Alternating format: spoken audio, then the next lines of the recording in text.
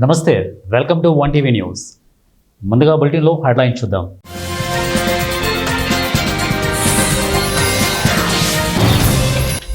భారత్ చైనాపై అమెరికా ఆంక్షల్ని తప్పుపట్టిన పుతిన్.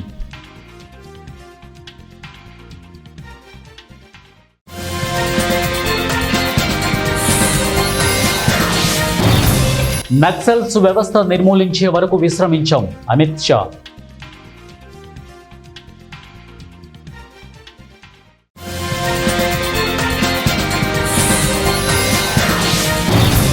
కన్నతల్లినే సరిగా పట్టించుకొని సైకో, జగన్పై లోకేష్ ఘాటు వ్యాఖ్యలు.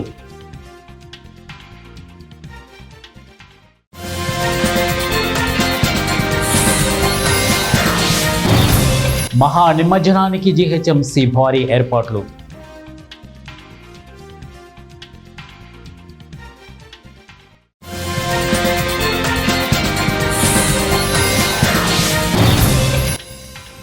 యమునా నది ఉధృతి, వాగుళ్ల వీధులు మడుగుల్లా మారిన మార్కెట్లు. బులెటిన్లో డీటెయిల్స్ చూద్దాం. భారత్ చైనాలకు రష్యా అధ్యక్షుడు వ్లాదిమిర్ పుతిన్ అండగా నిలిచారు. ఇరు దేశాలపై అమెరికా అవలంబిస్తున్న ట్రేడ్ టారిఫ్స్ను పుతిన్ తీవ్రంగా ఖండించారు. ఇటువంటి చర్యలు కాలం చెల్లిన వలసవాద మనస్తత్వాన్ని ప్రతిబింబిస్తాయని ఆయన అన్నారు. చైనాలో తన 4 రోజుల పర్యటన తర్వాత పుతిన్ మీడియాతో మాట్లాడుతూ ఈ వ్యాఖ్యలు చేశారు. దాదాపు 1.5 బిలియన్ల జనాభా కలిగిన భారతదేశం, శక్తివంతమైన ఆర్థిక వ్యవస్థ కలిగిన చైనా వంటి దేశాలపై అమెరికా అధ్యక్షుడు ట్రంప్ వ్యవహరిస్తున్న తీరు సరికాదని పుతిన్ అభిప్రాయపడ్డారు. ఇలాంటి చర్యలు దీర్ఘకాలంగా ఉన్న ఆయా దేశాల సార్వభౌమాధికారంపై దాడులుగా భావించే అవకాశం కల్పిస్తున్నాయని తెలిపారు. వలస రాజ్యాల యుగం ముగిసిందన్న పుతిన్ భాగస్వాములతో జాగ్రత్తగా మాట్లాడాలని ట్రంప్కు హితవు పలికారు. ప్రస్తుతం ఉద్రిక్త పరిస్థితులు ఉన్నప్పటికీ చివరికి అన్ని విషయాలు కొలిక్కి వస్తాయని పుతిన్ అన్నారు. మళ్ళీ ఆయా దేశాల మధ్య సాధారణ పరిస్థితులు చూస్తామని ఆయన ఆశాభావం వ్యక్తం చేశారు. ఉక్రెయిన్ యుద్ధాన్ని కేవలం ఒక సాకుగా చూపి టారిఫ్లతో ట్రంప్ రెచ్చిపోతున్నారని అన్నారు. దీనికి ఉదాహరణగా ఉక్రెయిన్ యుద్ధానికి ప్రత్యక్ష సంబంధం లేని బ్రెజిల్ దేశంపై అమెరికా అదనపు సుంకాలను విధించడాన్ని పుతిన్ ఎత్తి చూపారు. దేశంలో నక్సల్స్ వ్యవస్థను నిర్మూలించే వరకు ప్రధాని నరేంద్ర మోడీ నేతృత్వంలోని కేంద్ర ప్రభుత్వం విశ్రమించదని కేంద్ర హోంమంత్రి అమిత్ షా స్పష్టం చేశారు. నక్సల్స్ లొంగిపోతే మంచిదని, లేదంటే వాళ్ళని పట్టుకునే లేదా నిర్మూలించే వరకు ఆగబోమని అమిత్ షా తేల్చి చెప్పారు. ఛత్తీస్గఢ్లోని కర్రిగుట్ట కొండపై ఆపరేషన్ బ్లాక్ ఫారెస్ట్ను విజయవంతంగా నిర్వహించినందుకు భద్రతా బలగాలను అమిత్ షా అభినందించారు. Central reserve police force, Chhattisgarh పోలీసులు, డిస్ట్రిక్ట్ రిజర్వ్ గార్డ్, కోబ్రా బెటాలియన్ల సిబ్బందిని ఆయన సత్కరించారు. భారతదేశాన్ని నక్సల్స్ రహితంగా మార్చడానికి ప్రభుత్వం కట్టుబడి ఉందని అమిత్ షా అన్నారు. ఆంధ్రప్రదేశ్ రాష్ట్ర సచివాలయంలో ఇవాళ ఏపీ కేబినెట్ సమావేశం జరగనుంది. ఈ క్రమంలో మంత్రివర్గ సమావేశానికి ముందు మంత్రులకు ఆంధ్రప్రదేశ్ రాష్ట్ర విద్యా, ఐటీ శాఖల మంత్రి నారా లోకేష్ అల్పాహార విందు ఇచ్చారు. ఈ భేటీలో మంత్రులకు పలు కీలక సూచనలు చేశారు. నారా లోకేష్ డిఎస్సికి ఎన్ని ఇబ్బందులు సృష్టించినా రికార్డు స్థాయిలో 16,000 పైచిలుకు పోస్టులు విజయవంతంగా భర్తీ చేశామని ఉద్ఘాటించారు. మాజీ సీఎం జగన్మోహన్ రెడ్డి ఒక్క డిఎస్సి కూడా సక్రమంగా నిర్వహించలేదని విమర్శించారు. డిఎస్సి అభ్యర్థులందరితో ఒక అభినందన సభ నిర్వహిస్తే బాగుంటుందని ఈ సమావేశంలో మంత్రులు అభిప్రాయపడ్డారు. గత ఏడాది ఇదే సమయంలో తలెత్తిన బుడమేరు వరదపై మంత్రులు చర్చించారు. జగన్ 5 ఏళ్ల నిర్వాహకం వల్ల బుడమేరు కట్ట తెగి సమస్యలు ఎదుర్కొన్నామని లోకేష్ ప్రస్తావించారు. భారీ వర్షాలకు రాజధాని నగరం ఢిల్లీ విలవిలలాడుతోంది. యమునా నది ప్రమాద స్థాయిని దాటి ప్రవహిస్తుండటంతో జనావాసాలు పలుచోట్ల నీట మునిగాయి. లోతట్టు ప్రాంతాలు జలమయమయ్యాయి. వీధులు, వాగులను, మార్కెట్ ప్రాంతాల్లో మడుగులను తలపిస్తున్నాయి. మంజుగా తిలా నుంచి మదన్పూర్ ఖాదర్, బదర్పూర్లోని పలు కుటుంబాలు తాత్కాలిక శిబిరాలలో తలదాచుకుంటున్నాయి. వినాయక నిమజ్జన మహోత్సవాన్ని దృష్టిలో ఉంచుకొని జీహెచ్ఎంసీ విస్తృత స్థాయిలో ఏర్పాట్లు చేసింది. హుసేన్ సాగర్ పరిసరాల్లో విగ్రహాల నిమజ్జనం సజావుగా సాగేందుకు క్రేన్లు, లైటింగ్, మొబైల్, టాయిలెట్లు వంటి సౌకర్యాలు ఏర్పాటు చేసింది. హుసేన్ సాగర్ చుట్టూ 40 క్రేన్లు సిద్ధంగా ఉండగా నగర వ్యాప్తంగా 134 స్టాటిక్ క్రేన్లు, 269 మొబైల్ క్రేన్లను అధికారులు ఏర్పాటు చేశారు. అదేవిధంగా necklace road, peoples plaza, NTR Marg ప్రాంతాల వద్ద మాత్రమే విగ్రహాల నిమజ్జనాలకు అనుమతి ఉందని పోలీసులు తెలిపారు. 5 ఫీట్ల లోపు విగ్రహాలను నెక్లెస్ రోడ్డు, సంజీవయ్య పార్క్ వద్ద ఏర్పాటు చేసిన బేబీ పాండ్స్లోనే నిమజ్జనం చేయాలని అధికారులు సూచించారు. కర్నూలు జిల్లా వెల్దుర్తి పట్టణ కేంద్రంలో అర్ధరాత్రి గుర్తు తెలియని వ్యక్తులు క్షుద్ర పూజలు చేసినట్లు స్థానికులు గుర్తించారు. బాలుర జెడ్పీహెచ్ పాఠశాల సమీపంలోని ఆర్ఎంపీ ప్రథమ చికిత్స ఆసుపత్రి వద్ద కుంకుమ, కోడిగుడ్లు, టమాటాలు, నిమ్మకాయలు, పడి ఉండడంతో వెల్దుర్తి పట్టణ ప్రజల్లో భయోందోళన నెలకొంది. ఇలాంటి ఘటనలు పునరావృతం కాకుండా చర్యలు తీసుకోవాలని స్థానికులు పోలీసులకు కోరుతున్నారు. కడప జిల్లా బద్వేలు పట్టణంలోని 4 రోడ్ల సెంటర్ వారి ఆధ్వర్యంలో శ్రీ శ్రీ శ్రీ వరసిద్ధి వినాయక చవితి సందర్భంగా 8వ రోజు స్వామివారికి ప్రత్యేక అభిషేక కార్యక్రమాలు నిర్వహించారు. అనంతరం విశ్వ హిందూ పరిషత్ మరియు శ్రీ వినాయక చవితి ఉత్సవ కమిటీ వారి ఆధ్వర్యంలో ఆర్య వైశ్య మహిళలు పెద్ద సంఖ్యలో స్వామివారికి సామూహిక హారతి కార్యక్రమాలు నిర్వహించారు. అలాగే విశ్వ హిందూ పరిషత్ నిర్వహిస్తున్న అనేక గొప్ప కార్యక్రమాల గురించి భక్తులకు తెలియజేశారు.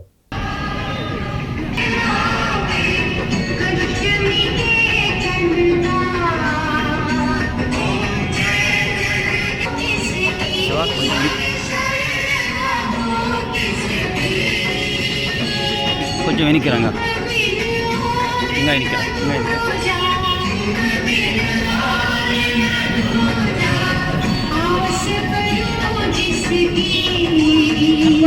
కర్నూలులో గణేష్ నవరాత్రి ఉత్సవాలు ముగింపు దశకు చేరుకున్నాయి.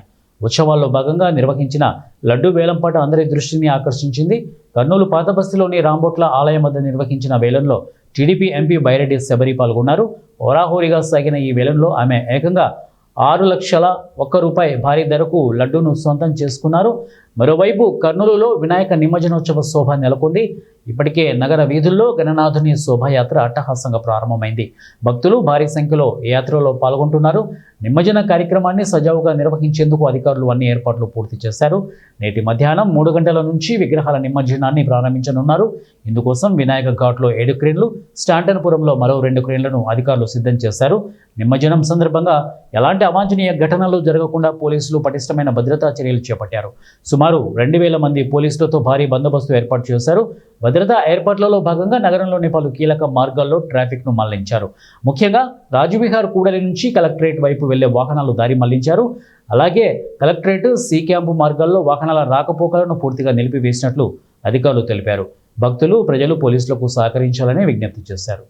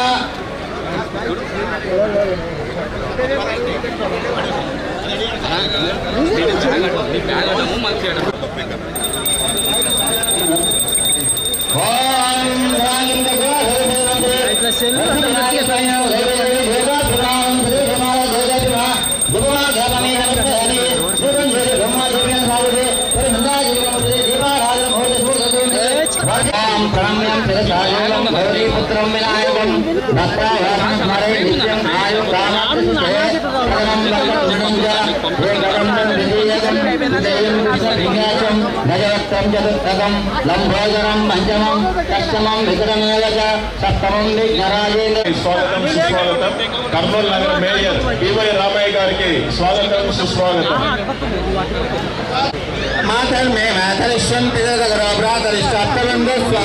ముఖ్యమంత్రి చంద్రబాబు నాయుడు పేదలకు పెద్దన్నగా, పేదల పెన్నిదిగా, పేదల పక్షపాతిగా వ్యవహరిస్తున్నారని కొత్తపేట ఎమ్మెల్యే బండారు సత్యానందరావు వ్యాఖ్యానించారు. అంబేద్కర్ కోనసీమ జిల్లా రావులపాలెంలో కాపు కళ్యాణ మండపం గురువారం జరిగిన ముఖ్యమంత్రి సహాయ నిధి చెక్కుల పంపిణీ కార్యక్రమంలో ఆయన పాల్గొన్నారు. ఈ సందర్భంగా ఆయన మాట్లాడుతూ ప్రధాని మోదీ, ముఖ్యమంత్రి చంద్రబాబు, ఉప ముఖ్యమంత్రి పవన్ కళ్యాణ్ల నేతృత్వంలో కూటమి ప్రభుత్వంలో సీఎంఆర్ఎఫ్ చెక్కుల పంపిణీలో భాగంగా కొత్తపేట నియోజకవర్గంలో 4 మండలాలకు కలిపి 98 చెక్కులు, 4 ఎల్ఓసీలు, మొత్తం 102 మందికి 57,84,809 రూపాయలు సహాయంగా అందించామని తెలిపారు. వికారాబాద్ జిల్లా పరిగి మండలం రంగాపూరి శివారులో హైవేపై నిలిచిన కర్ణాటక రాష్ట్రానికి చెందిన లారీని గుర్తించారు. లారీలో యూరియా ఉందని లారీ డ్రైవర్ చెప్పడంతో పోలీసులు లారీని అదుపులోకి తీసుకున్నారు. ఓవైపు తెలంగాణ రాష్ట్రంలో యూరియా కొరత ఉండడంతో ఇండస్ట్రియల్ ఫ్యాక్టరీలకు ఎలా తరలిస్తున్నారని అనుమానంతో లారీని మన్నెగూడ పోలీస్ స్టేషన్కు తరలించారు. యూరియా లారీని పరిగి పోలీస్ స్టేషన్ వద్ద ఉంచితే ఇబ్బందులు తలెత్తుతాయని మన్నెగూడ పోలీస్ స్టేషన్కు తరలించారు. లారీలో ఉన్న యూరియా పరిగి మండలం మాచారం పవన్ ప్లైవుడ్ ఫ్యాక్టరీకి తరలిస్తున్నట్టు, యూరియా కేవలం పరిశ్రమలకు సంబంధించినదిగా పత్రాలు ఉన్నట్టు ఫ్యాక్టరీ నిర్వాహకులు తెలిపారు. లారీలో ఉన్న యూరియా పరిశ్రమలకు సంబంధించిందా లేదా అగ్రికల్చర్కి సంబంధించిందా అనే విషయాన్ని నిర్ధారించేందుకు పరిగి వ్యవసాయ శాఖ అధికారులు తరలివచ్చారు. నిన్న రాత్రి మధ్యరాత్రి సమయం లోపల ఈ పవన్ లామినేట్స్ అనే మాదారం శివార్లో ఉన్న ఒక కంపెనీకి ఒక యూరియా అక్రమంగా తరలిస్తారని ఒక సమాచారం వచ్చింది మాకు పోలీసులు. ఆ సమాచారం మేరకు వెళ్ళి మేము అక్కడ మాదారం శివార్ లోపల పరిశీలించి చూడగా ఈ లారీ కనిపించింది. ఈ లారీలో చెక్ చేస్తే ఆ యూరియా బస్తాలు ఉన్నాయి. అవి యూరియా బస్తాలు ఏం సంబంధించినవి అని వాళ్ళని ప్రశ్నిస్తే వాళ్ళు ఇండస్ట్రియల్ పర్పస్ యూజ్ చేసే యూరియా అని చెప్పారు. వాళ్ళకి సంబంధించిన ఏ బిల్ అవన్నీ కూడా సబ్మిట్ చేయడం జరిగింది మార్నింగ్ వచ్చి ఈరోజు. అవన్నీ తీసుకురమ్మని చెప్పి మేము మాకు అనుమానం ఉంది యూరియా షార్టేజ్ ఉంది రైతులకు కాబట్టి అది రైతులకు సంబంధించిన అనుమానాస్పదంగా మేము చెంగంలో పోలీస్ స్టేషన్ తీసుకురావడం జరిగింది. ఈరోజు నిన్న నైటు అగ్రికల్చర్ ఆఫీసర్స్కి ఇన్ఫర్మేషన్ ఇస్తే అగ్రికల్చర్ డిపార్ట్మెంట్ ఆఫీసర్స్ వచ్చారు. వచ్చి అక్కడ నుంచి ఒక శాంపిల్ కలెక్ట్ చేసుకుంది. వాళ్ళు 90% వరకు ఇది ఇండస్ట్రియల్ యూజ్ చేసేది కానీ డిసైడ్ చేసేది. అయినప్పటికీ ల్యాబ్ రిపోర్ట్ వస్తే అది ఫైనల్ ఏంటో తెలుస్తుంది. మేము కూడా ఆ లారీ ముంబై నుంచి తీసుకొచ్చినామని చెప్తారు కాబట్టి ఆ టోల్ గేట్లకు సంబంధించి ఏమైనా టోల్ ట్యాక్స్ కట్ అవుతుంది కాబట్టి అది కూడా పరిశీలిస్తున్నాము. తదుపరి ఎంక్వైరీ లోపల మిగతా విషయాలని తెలుస్తాం. నిన్న రాత్రి సిఏ గారి నుంచి అందిన సమాచారం మేరకు సార్ మాకు ఇట్లా బ్యాగ్స్ లారీలో యూరియా బ్యాగ్స్ వెళ్తున్నాయని సమాచారం వచ్చింది. ఒకసారి చూడండి, మీకు ఇన్ఫర్మేషన్ పెడతానని చెప్పేసి సారు అవి ఫోటో కూడా షేర్ చేయమంటే చేశారు. అవి టెక్నికల్ గ్రేడ్ యూరియా అని ఉంది బ్యాగ్స్ మీద. అయితే సార్ అన్నారు ఇది కొంచెం సస్పీషియస్గా అంటున్నారు, ఒకవేళ వేరే దగ్గర నుంచి ఏమన్నా యూరియా ఇప్పుడంతా అన్నట్టు కొరత ఉంది కాబట్టి అగ్రికల్చర్ యూరియాని దీనిలోకి ఈ బ్యాగ్స్లోకి షిఫ్ట్ చేసి తీసుకెళ్తున్నారేమని అట్లా అని ఆ సస్పీషియస్ అనుమానంతో దాన్ని మళ్ళీ పోలీస్ స్టేషన్కి తీసుకురావడం జరిగింది. అయితే అవి ఇన్వాయిస్లు కూడా చెక్ చేయడం జరిగింది. మేము ఇన్వాయిస్లో టెక్నికల్ గ్రేడ్ యూరియా ఇది ముంబై నుంచి వచ్చింది. ఇన్వాయిస్లో ఉన్న 600 బ్యాగ్. ఆంధ్రప్రదేశ్ ఎర్రగుంటపాలెంలో మిస్సింగ్ అయిన తండ్రి, 3 పిల్లల ఆచూకీ తెలంగాణలో లభ్యమైంది. నిన్న తండ్రి మృతదేహం, ఈరోజు ఉదయం కొడుకు, కూతురు మృతదేహాలు లభ్యమయ్యాయి. తండ్రే పెట్రోల్ పోసి కాల్చి చంపినట్లు పోలీసులు గుర్తించారు. నాగర్ కర్నూలు జిల్లా ఉప్పునుంతల మండలంలోని సూర్యాతాండ గ్రామ సమీపంలోని గుట్టల్లో శ్మశాన వాటికల్లో మృతదేహాలను పోలీసులు గుర్తించారు. 2 పిల్లలు ఆయన వర్షిని, శివధర్మలపై పెట్రోల్ పోసి తగలబెట్టాడు. పెద్ద కూతురు కల్వకుర్తి మండలం కొట్రగేటు సమీపంలో మోక్ష మృతదేహం లభ్యమైనట్లు పోలీసులు తెలిపారు.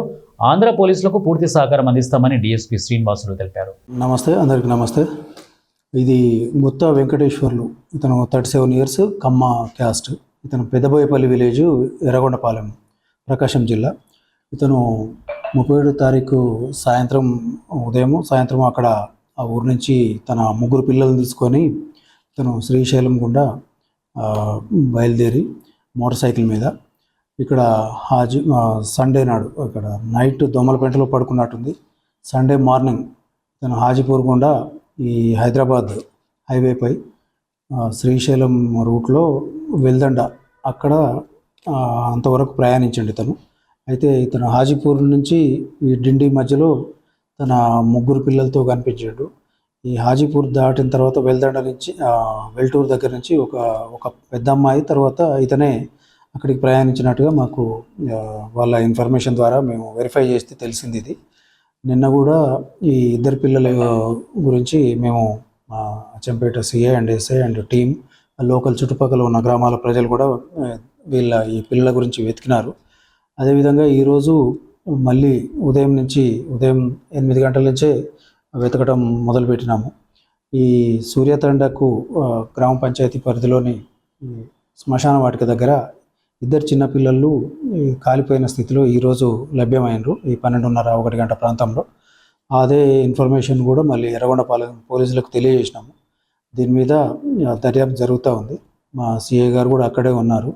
వీటిని దర్యాప్తుకు వాళ్ళకు సహకరిస్తాము. ప్లస్ మా తరపున కూడా చేయాల్సినంత ఇన్వెస్టిగేషన్ చేసి ఈ కేసును త్వరలో ఫైనలైజ్ అయ్యేటట్టు చేస్తాము. ఇంకా పెద్ద అమ్మాయి మోక్ష కూడా దొరకలేదు.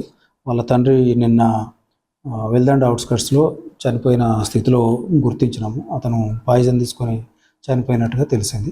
ఈ మోక్ష గురించి కూడా బహుశా ఈమె మన దేవరకొండ శ్రీశైలం రోడ్ నుంచి వెల్దండ మధ్యలో ఉండే అవకాశం ఉంటుంది. అప్పుడు ఆ అమ్మాయి యొక్క వివరాలు ఇంకా తెలియరాలేదు. దాని గురించి ప్రయత్నం చేస్తాం.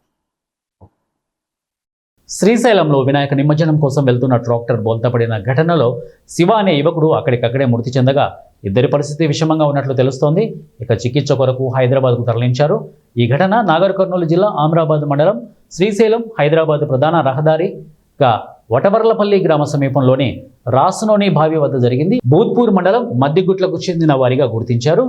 ఇక ఈగలపెంట పోలీసులు కేసు నమోదు చేసి దర్యాప్తు చేపట్టారు.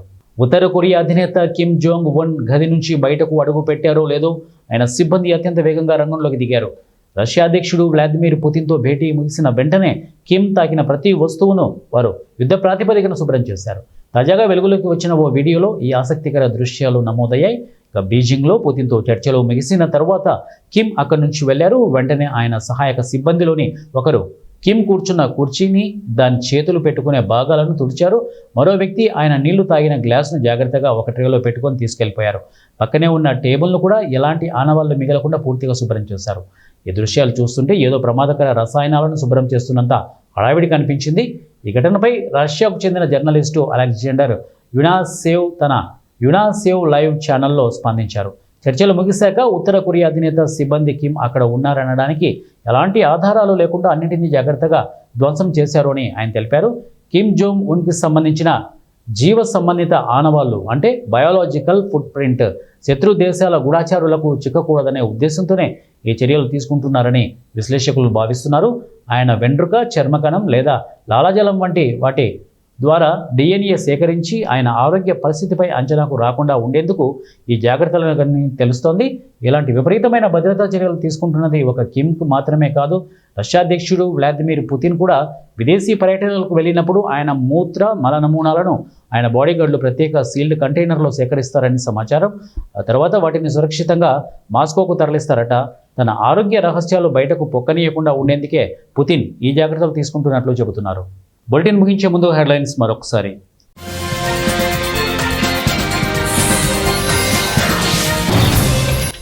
భారత్ చైనాపై అమెరికా ఆంక్షల్ని తప్పుపట్టిన పుతిన్.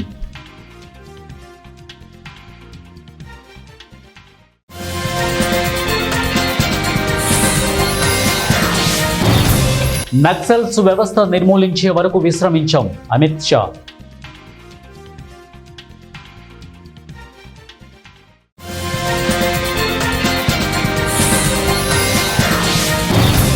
కన్నతల్లినే సరిగా పట్టించుకొని సైకో జగన్పై లోకేష్ ఘాటు వ్యాఖ్యలు.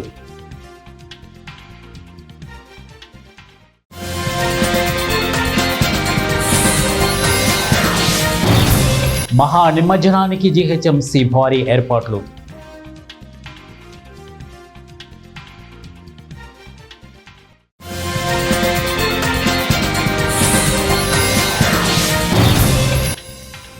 యమునా నది ఉధృతి, వాగుల్లా వీధులు, మడుగుల్లా మారిన మార్కెట్లు.